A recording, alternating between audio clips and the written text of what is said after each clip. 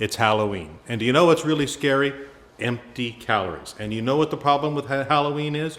All that weight loss you've done, you look at all of that candy and you can gain it back. So we have to think of a different approach for Halloween than we've done before. And there are a few of them.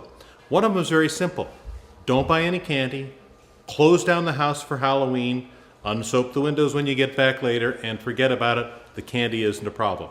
You know, for some people, that's the best solution because having candy around, no matter what type, they're going to eat it, they're going to consume it, and they're going to consume the calories. And we're going to talk about that a little bit.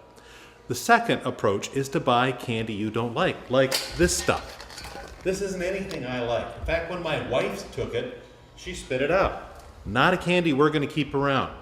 The next approach is to buy really good candy. Why is that? When we buy this really good stuff, the stuff from Zingerman, Godiva, Ghirardelli chocolate, what's the great thing about that? You can't afford to buy much. It's great to give away, and if you have leftovers, it's an indulgence that you will keep and savor slowly. Here's something that you ought to think not to buy. You buy these little bite-sized pieces here. They come all around. See this little Butterfinger? That's about 85 calories. These little squares here, they're about 50 calories each. You know how quickly those go? 2 of those squares, that's an hour workout. An hour workout for 2 little squares. Not worth it. What are we going to do at this household? Well, we're going to do a combination.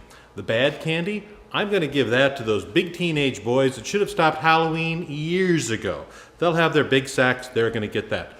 The good candy, I'm going to give those to those little kids that can barely walk. They're going to get the best Halloween candy from me. And this other stuff, that I'm going to give to my office staff. After all, I can always get them to get the weight off.